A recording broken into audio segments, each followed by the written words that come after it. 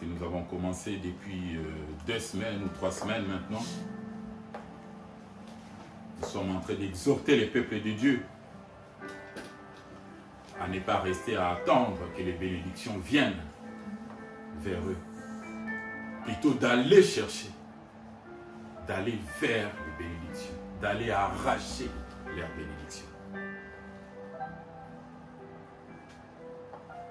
Le Seigneur a posé un acte sur la croix, l'œuvre de la croix. Nous devons tous nous conformer à cet acte de la croix.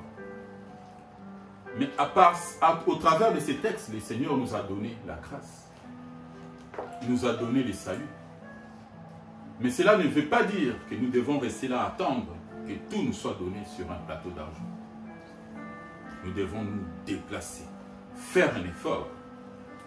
C'est ce que l'apôtre Paul dit dans les livres des Corinthiens. Je cours non comme à l'aventure, je frappe non comme battant l'air, mais je traite durement mon corps, afin que je ne sois pas rejeté après avoir prêché les autres. Donc aujourd'hui, nous allons voir un texte dans le livre de Marc, Marc 10, à partir du verset 46. Je précise que nous avons toujours notre texte de base dans Matthieu 11, 12. Le texte, il est dit ceci dans ce texte: depuis le temps de Jean-Baptiste jusqu'à présent, le royaume des cieux est forcé. Et ce sont des violents qui s'en emparent. Des violents dans la foi, bien-aimés dans le Seigneur. Aujourd'hui, nous sommes dans Marc 10 à partir du verset 46. Nous allons encore exhorter les peuples de Dieu par rapport à ce que j'ai dit tout à l'heure, d'aller de l'avant, d'aller chercher leur bénédiction, d'aller pour atteindre leur destinée. Marc 10, 46, il est dit ceci. Ils arrivèrent à Jéricho. Et lorsque Jésus en sortit avec ses disciples et une assez grande foule, les fils de Timée, Bartimée, mendiant aveugle, était assis au bord du chemin. Il attendit que c'était Jésus qui de Nazareth, et il s'est mis à crier: Fils de David, Jésus, aie pitié de moi. Plusieurs le reprenaient pour le faire taire, mais il criait beaucoup plus fort: Fils de David, aie pitié de moi. Jésus s'arrêta et dit: Appelez-le. Ils appelèrent l'aveugle en lui disant: Prends courage, lève-toi, il t'appelle. L'aveugle jeta son manteau et s'élevant d'un bond, vint vers Jésus. Jésus, prenant la parole, lui dit: Que veux-tu que je fasse? Que veux-tu que je te fasse? Rabouni, lui répondit l'aveugle, que je recouvre la vue. Et Jésus lui dit: Va, ta foi t'a sauvé. Aussitôt, il recouvra la vue et suivit Jésus dans les chemins. Que le Seigneur ajoute l'éclaircissement à sa parole. Bien-aimés dans le Seigneur, dans ce texte que nous venons de lire, Jésus était sur le point de sortir Jéricho. Il était à Jéricho et devait se rendre à Jérusalem. Et au bord de la route, la Bible dit qu'il y avait un aveugle qui était assis au bord de la route. Et cet aveugle, lorsqu'il a entendu des bruits, il demanda à ceux qui étaient à côté de lui: qu'est-ce qui se passe? Et on lui répondit que c'est Jésus de Nazareth qui passe. Alors cet aveugle attendit que Jésus soit près de lui et commença à crier: Fils de David, aie pitié de moi.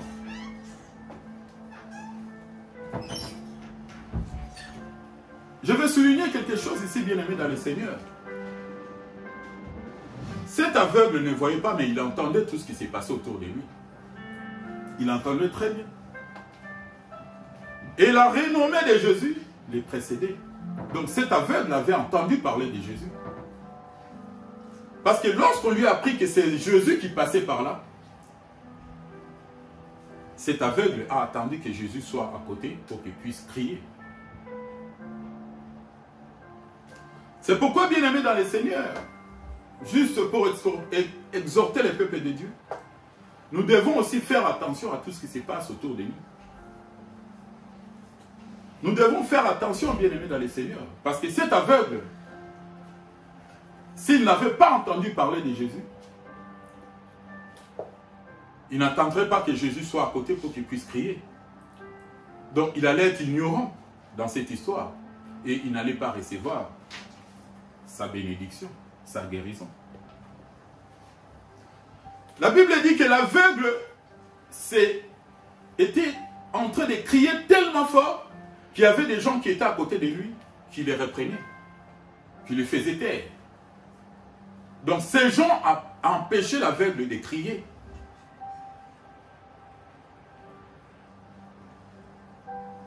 Qu'est-ce que la Bible veut nous enseigner par là?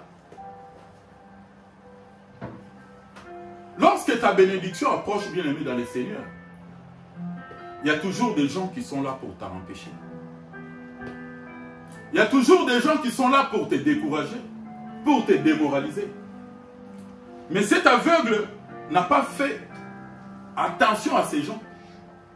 Ces gens l'empêchaient de crier. Au contraire, lorsque ces gens l'empêchaient de crier, l'aveugle criait encore beaucoup plus fort. Dans le livre de Matthieu, lorsque nous lisons l'histoire de la femme cananéenne,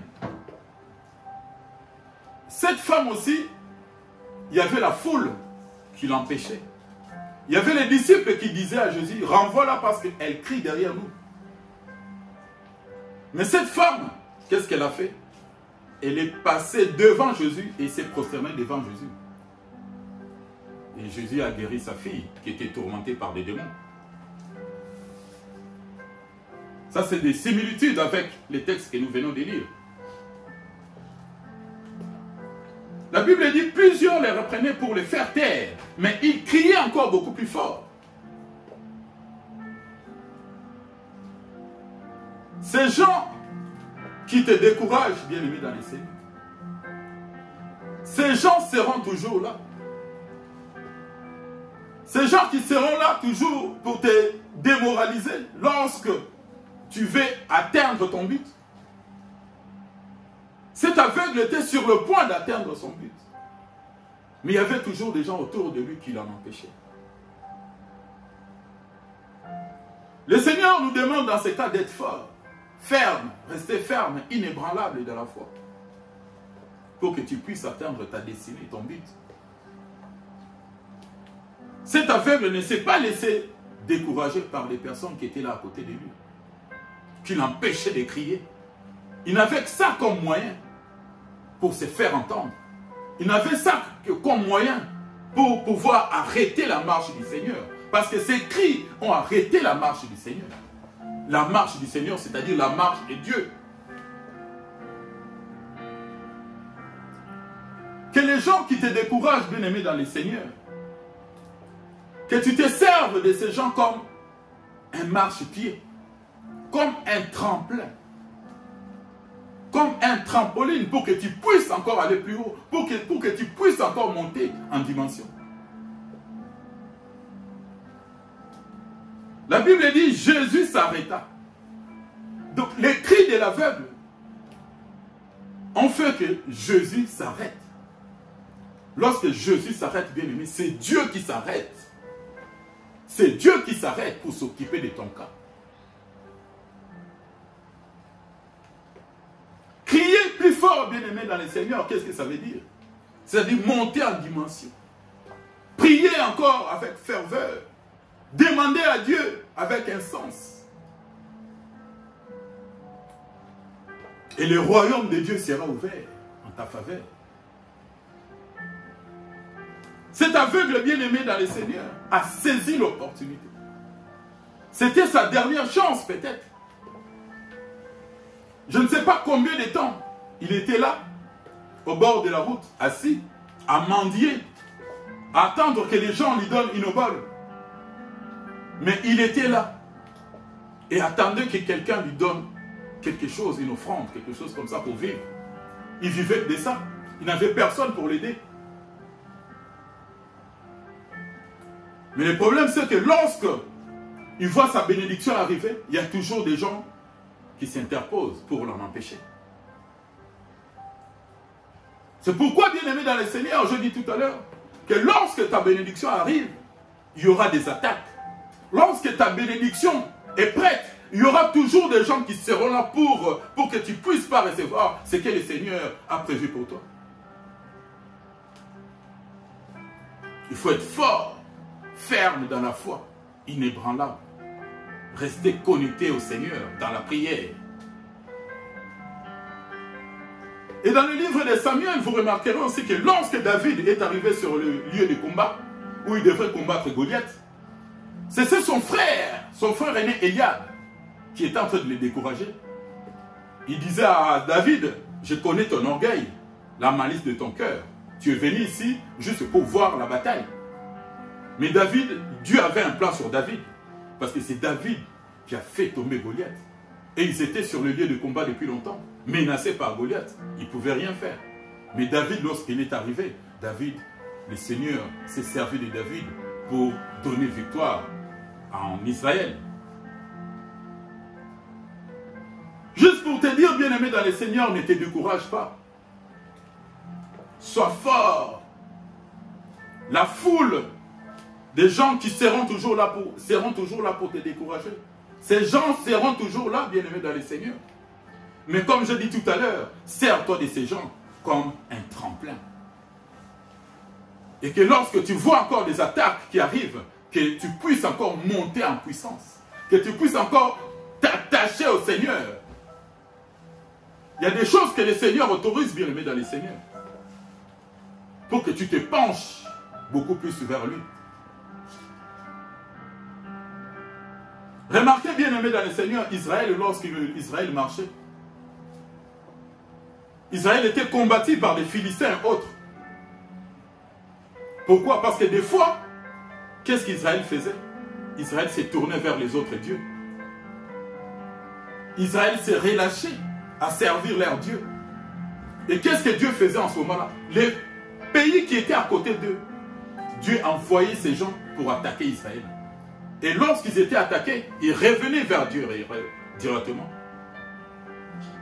C'est pourquoi le Seigneur laisse des fois les choses telles qu'elles sont.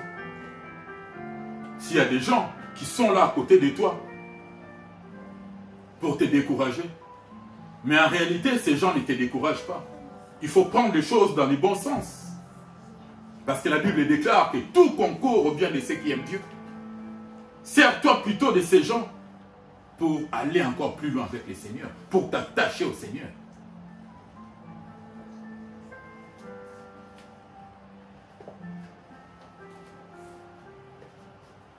La Bible dit dans le verset 49, Jésus s'arrêta et dit, appelez-le.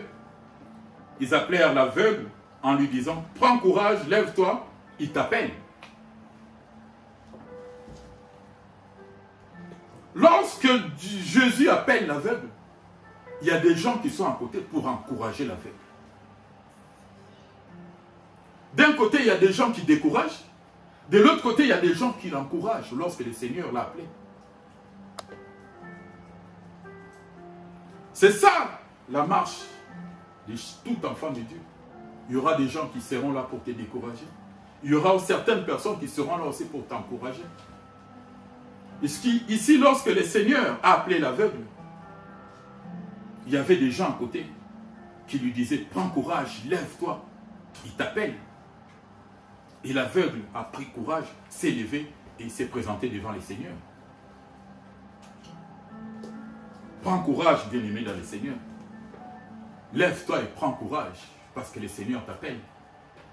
Parce que lorsque le Seigneur t'appelle, bien-aimé dans le Seigneur, n'hésite pas. N'hésite pas lorsque tu entends la voix du Seigneur. La Bible dit que le Seigneur est devant, il frappe devant ta porte. Si tu entends sa voix, tu ouvres la porte, il entrera et il soupera avec toi, toi avec lui. Lorsque le Seigneur t'appelle, bien-aimé dans le Seigneur, n'hésite pas. Ne tarde pas à répondre à l'appel du Seigneur. Il y a certaines personnes, lorsqu'ils ont l'appel du Seigneur, sont en train de tergiverser pour répondre à l'appel du Seigneur. Il faut entendre encore l'appel du Seigneur. Parce qu'il a encore des choses à régler. Il faut qu'il règle encore ses problèmes. Mais ce n'est pas le cas de cet aveugle, bien-aimé dans le Seigneur. Cet aveugle, lorsque le Seigneur l'a appelé, la Bible dit qu'il s'est mis debout d'un bond et est allé tout de suite devant le Seigneur.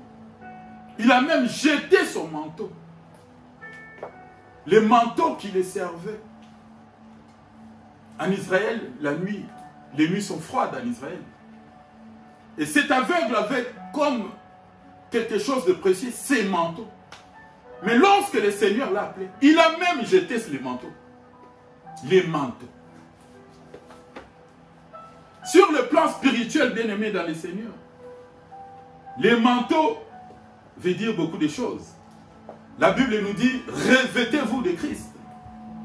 Revêtez-vous de Christ. Donc Christ aussi est un vêtement, est un manteau.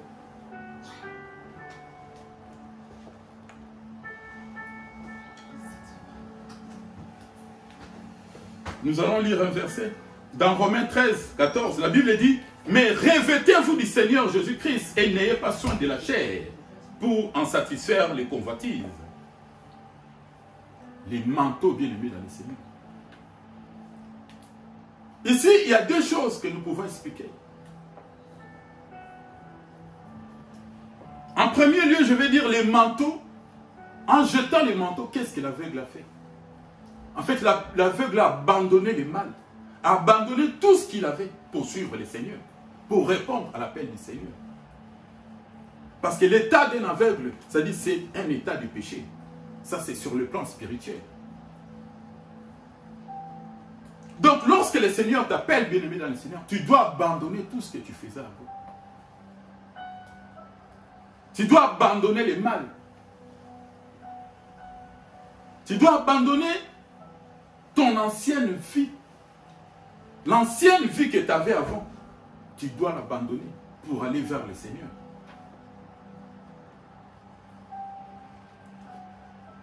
Tu dois enlever en toi tout ce qui n'honore pas le Seigneur.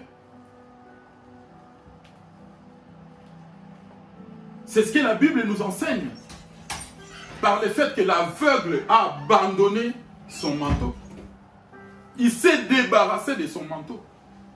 Il a jeté son manteau pour aller se présenter vers le Seigneur.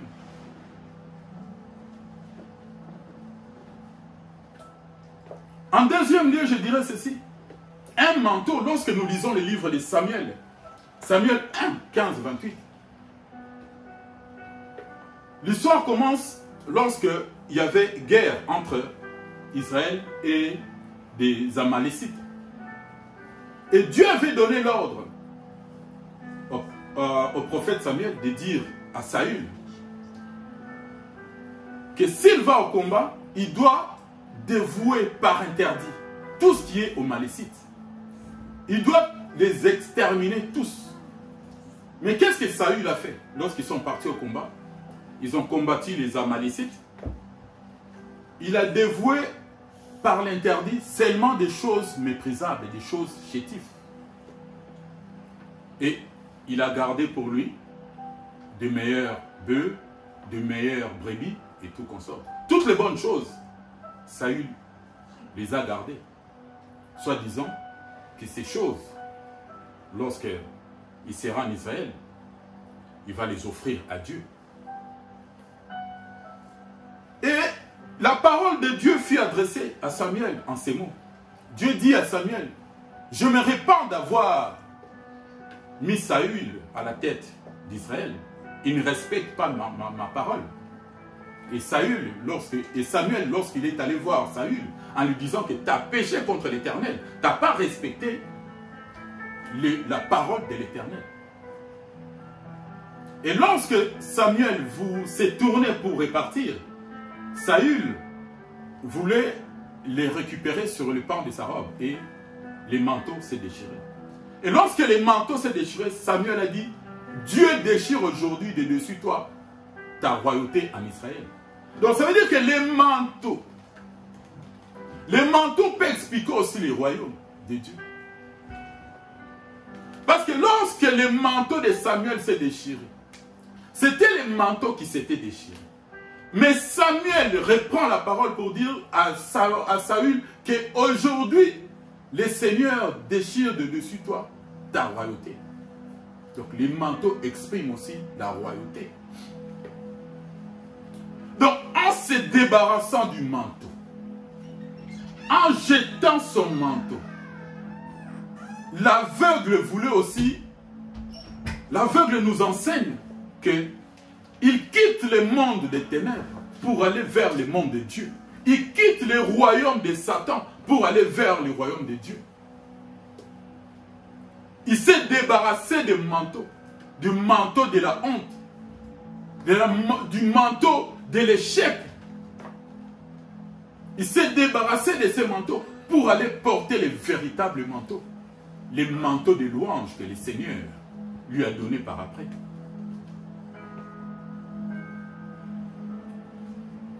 Cet aveugle bien-aimé dans le Seigneur nous enseigne beaucoup de choses. Juste par les manteaux, nous comprenons que le fait seulement que l'aveugle a quitté, s'est débarrassé de son manteau. Les manteaux de la honte, les manteaux de la mendicité, de l'échec, de la précarité. L'aveugle s'est débarrassé de ses manteaux pour aller vers le Seigneur. Parce que le Seigneur aussi est l'image du véritable manteau, les manteaux de la gloire, les manteaux de louange, les manteaux de la délivrance. Revêtez-vous de Christ. Revêtez-vous du Seigneur Jésus-Christ. Parce que le Seigneur aussi c'est un manteau, l'image d'un manteau. Et lorsque je reviens en arrière, bien-aimé dans le Seigneur, vous remarquerez que l'aveugle appelait Jésus fils de David. Fils de David.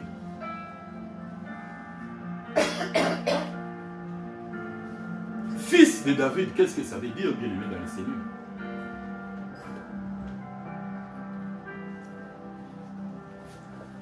Il y a des similitudes dans ce texte avec les textes de Matthieu 15 qui parle de la femme cananéenne. Parce que cette femme avait appelé aussi Jésus fils de David, aie pitié de nous.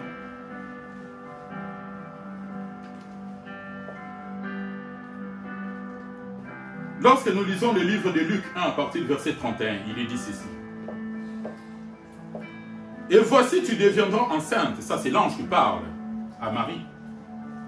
Et voici tu deviendras enceinte et tu enfanteras un fils et tu lui donneras le nom de Jésus. Il sera grand et sera appelé fils du Très-Haut. Et le Seigneur Dieu lui donnera les trônes de David son père. Lorsque l'ange parle à Marie ici, David est mort depuis longtemps. Mais l'ange dit à Marie, le Seigneur Dieu lui donnera les trônes de son père, David.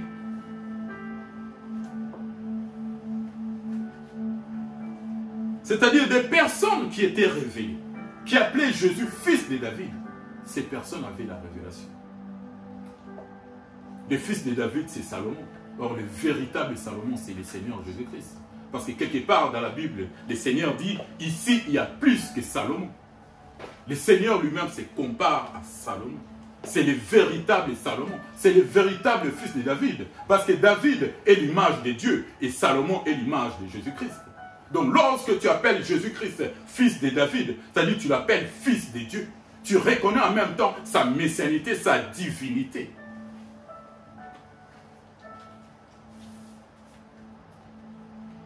Et toutes les personnes qui ont appelé Jésus-Christ fils de David ont été guéries.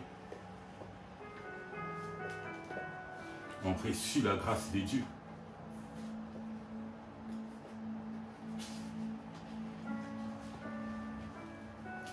Je reviens dans notre texte, verset 51, 10, verset 51. Jésus prenant la parole lui dit, « Que veux-tu que je te fasse ?» L'aveugle répond, « Rabouni, lui répondit l'aveugle, que je recouvre la vue. » Là encore, il y a des choses à dire. Il était aveugle. Tout le monde voyait que c'était un aveugle. Et Jésus étant Dieu, Jésus a la capacité de lire dans les pensées. Mais pourquoi Jésus pose-t-il encore la question à cet aveugle? Que veux-tu que je te fasse? C'était visible. C'était évident que l'aveugle voulait voir. Il voulait recouvrir la vue. Mais Jésus lui pose encore la question. Que veux-tu que je te fasse? Je t'ai entendu crier. Tu as crié très fort. Tellement fort que Jésus a arrêté sa marche. Jésus allait vers Jérusalem. La marche de Jésus était vers Jérusalem. Il s'est dirigé vers Jérusalem. Mais cet aveugle a réussi à arrêter la marche de Dieu par ses cris. Tu peux aussi arrêter la marche de Dieu, bien-aimé dans le Seigneur, par tes prières, au travers de tes prières, en criant très fort comme cet aveugle. La Bible dit, Jésus s'est arrêté et a appelé l'aveugle et a posé la question à l'aveugle, que veux-tu que je te fasse? L'aveugle répond, je veux que je recouvre la vue. Mais la question est, pourquoi est-ce que Jésus doit-il encore poser cette question? Parce qu'il essaie, il est Dieu, il lit dans les pensées.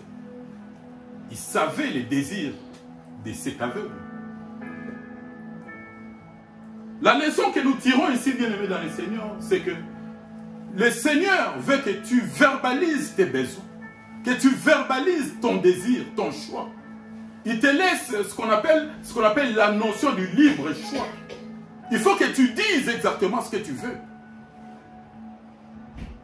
Bien que dans son cœur, il sait, il connaît ton désir, mais il veut que toi-même tu t'exprimes, que tu le dises de toi-même. C'est pourquoi lorsque nous formulons nos prières à Dieu, nous devons être précis dans nos prières. Nous devons demander à Dieu ce que nous voulons exactement. Remarquez bien aimé dans le Seigneur que lorsque le Seigneur est apparu à Salomon en songe, le Seigneur avait demandé aussi à Salomon, que veux-tu que je te donne?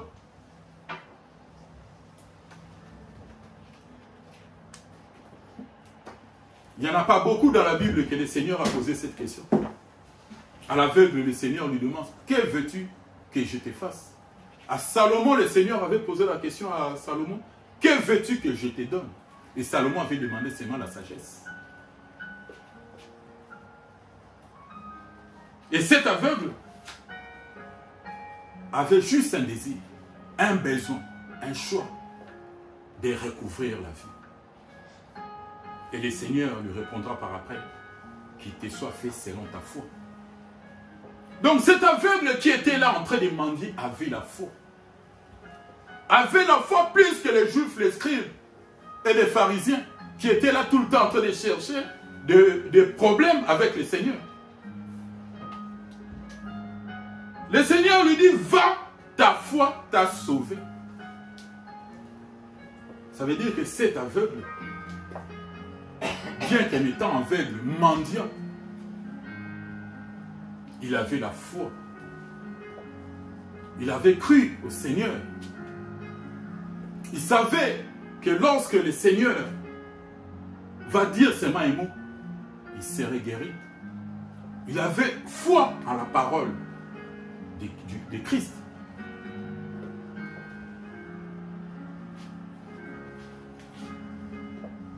Et la Bible finit pour dire, aussitôt il recouvra la vue et suivit Jésus dans les chemins.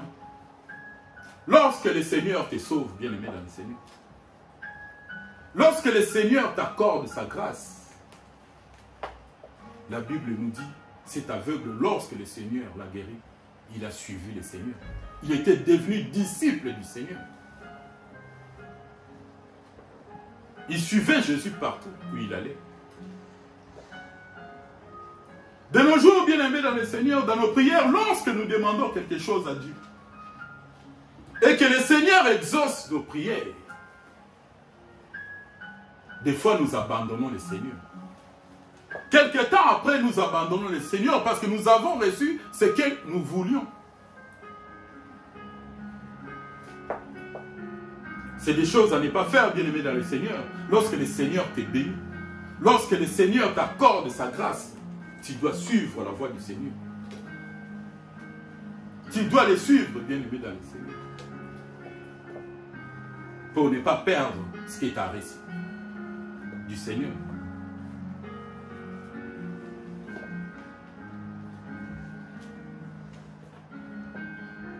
Les manteaux, bien-aimés dans le Seigneur, je reviens encore sur les manteaux, parce que je suis en train de chuter déjà.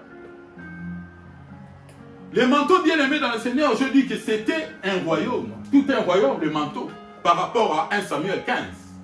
Lorsque Saül a déchiré les manteaux, et Saül lui a dit à Samuel que ton royaume s'est déchiré. Ma prière, bien-aimée dans le Seigneur, pour toi aujourd'hui, et que tu quittes ces manteaux de la honte, ces manteaux de l'échec et ces manteaux du monde des ténèbres que le diable t'avait donné. Et que tu sois revêtu du nouveau manteau, du véritable manteau qui est l'image de notre Seigneur Jésus-Christ.